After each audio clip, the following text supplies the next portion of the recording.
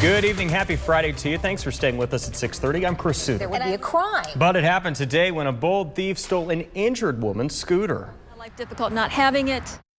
Donahue tells us the scooter is worth around $1,000. Green. Meteorologist Rick DeLuca is live at PRP High School. Rick, two questions. Number one, how's it looking for the game tonight? Number two, are you going to sport that Heisman Trophy stance you were doing on Twitter a little earlier? Nice. Nailed it. Stronger. Yeah, Karen Kafa explains just how dangerous this storm could be. I'm Karen Kafa. A firefighter dies in the line of duty in Campbellsburg, Kentucky. Officials say it appears 60-year-old Thomas McBride died of a heart attack. He was helping in search and rescue training around 9 last night when he complained of breathing problems. McBride refused medical treatment and requested to return to training when he felt better. Instead, he was assigned to pump operations. He collapsed a short time later and died at the hospital. McBride served as a firefighter for over 42 years. He's survived by a son, daughter, and grandson. $3,500 a day, that's what an attorney for several women wants from those connected to Katina Powell's book, Breaking Cardinal Rules. The women claim they were defamed in the book, which showed pictures of them in lingerie at parties for U of L basketball players and recruits. The attorney for the women asked a judge to hold Powell, the author, and the publisher in contempt.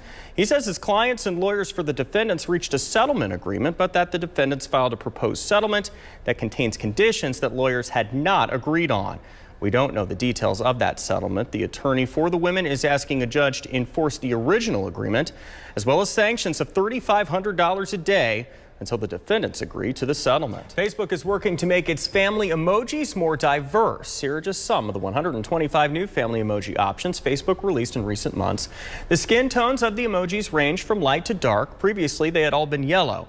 Right now, they're only available for desktop users. Zombies are taking over figure-8 school bus racing this weekend. WDRB's Keith Kaiser joined the undead this morning at the Sportsdrome Speedway in Clarksville.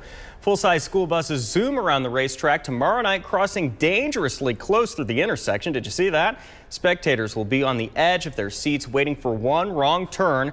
And who doesn't like zombies, right? Bus drivers decorated their machines with the zombie theme. Fans have a chance to get in on the fun with paid admission. There's free zombie makeup for kids and free school bus rides on the track. Supports us.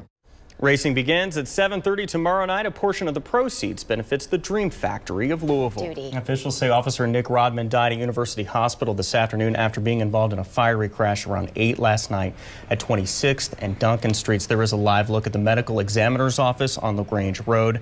The ambulance with Officer Rodman's body arriving not all that long ago. Police say he was responding to the area after a report of shots fired and tried to help other officers in pursuit of a suspect. He was turning at a green light to join the chase when he was hit by the suspect's car. Rodman suffered a head injury and died this afternoon. A memorial service is planned for 10 tomorrow morning at Jefferson Square. We'll have the latest on that, of course, all day tomorrow on WDRB. And another. Good evening, everybody. Thanks for staying with us at 6:30. I'm Chris Sutter. A little easier. By offering mourners a drink, as you can imagine, it's caused quite the buzz. Scott got this idea from a funeral home in Indianapolis. That same place also allows people to get married there. Scott says he'd be open to a wedding at his funeral home, too. I'll let you know when 50s do return. Hey, that sounds good. Thanks, Rick. They were supposed to be caring for a disabled Louisville woman, but as WDRB's Lawrence Smith explains, 3 people are now accused of abusing and exploiting her. The alleged 3 people were treated for minor injuries after a man detonated a homemade pipe bomb in an underground walkway near Times Square. The attacker has been identified as 27-year-old Akayed Ullah. He's a Bangladesh native who's lived in the U.S. for several years. The White House says Ullah would have been barred by the plan the president wants Congress to pass. In the country. While authorities are calling this an attempted terrorist attack, it's unclear if Ullah is tied to a terror organization or was acting alone. High temperatures around 52. Even more of a reason to count down to the weekend. Exactly. Thanks, Rick. Still trying to figure out what that chicken lover in your life wants for Christmas? Search no further. It will be finger-licking good. Louisville-based KFC just released its limited collection of fried chicken apparel and gifts. You can get everything from a holiday shirt to a drumstick pin. The collection just popped up on the e-commerce store and even includes an internet escape pod so you and your family won't gather together just to stare at your phones. That does happen. It'll set you back $5,000, but you better hurry.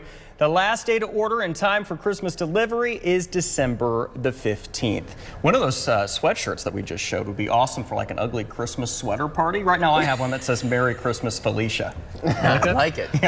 Okay, I'm not even going to ask. It's a reference from a movie, you know. Yeah. Okay. Friday. Is it Friday? It's I think Friday. It's Friday, yeah. Is it? It's a good reference. You got me, yeah. Rick. Bye, Felicia. Some snow showers. I literally lost track of what I was saying. Snow showers possible tonight, cold tomorrow. Good night, Felicia. Good evening, everybody. Welcome back to WDRB News at 6. Right behind me, the Kentucky Oaks is going on as we speak. Of course, horse racing is just some of this. There is so much glitz and glamour associated with the Kentucky Derby and the Kentucky Oaks. Our Joel Skipper is outside the Barnstable Brown Party with what's going on there. Joel, thank you. Finishing touches are being put on the garland of roses right now. Thousands have stopped to watch in Middletown at the Kroger there. It weighs 40 pounds. It's 122 inches long, 22 inches wide. It will be on display until about 8:30 tomorrow morning, so your best viewing time probably tonight. Then it will be on display here at Churchill Downs. And before you head out to Churchill, there are a few items you should make sure to leave at home. Cans and glass bottles are banned, along with alcoholic beverages, backpacks, and tents. The most confiscated item of the day today, yes, it was umbrellas. Actually, our photographer, Jeff Gordon, just tweeted out a photo of a ton of umbrellas sitting in a bucket that security confiscated today. You can't bring selfie sticks or wagons either tomorrow. Here are some of the things you can bring. Food, as long as it's in a clear plastic bag. Purses have to be smaller than 12 inches in any dimension. You can bring chairs through gate 3 only and blankets through gates 1 and 3 only. And if you have a stroller, there has to be a child in it. For a full list of what you can and can't bring, go to WDRB.com and click on the button.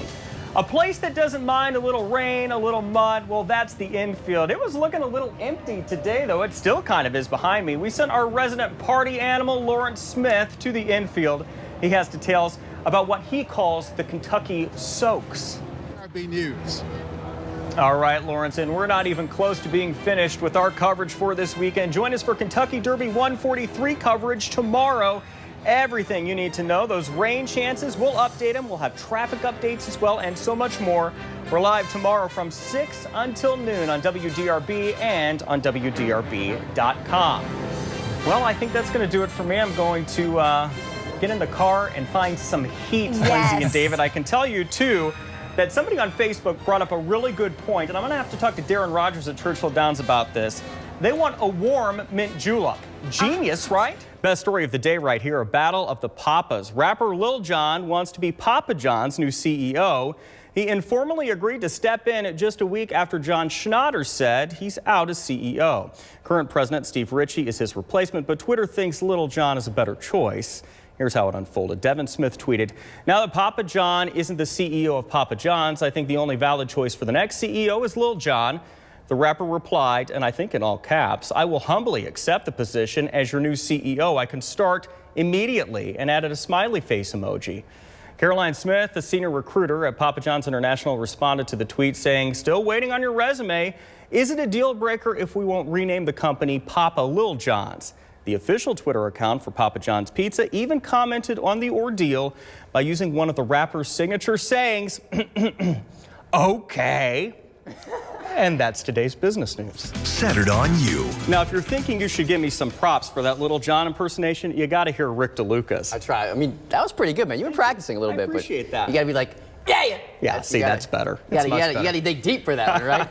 Hey, another cold day for us. I mean, most people by now are saying, all right, I'm over it. Done with the cold. Enough is enough. And They're saying what? they're saying, yeah.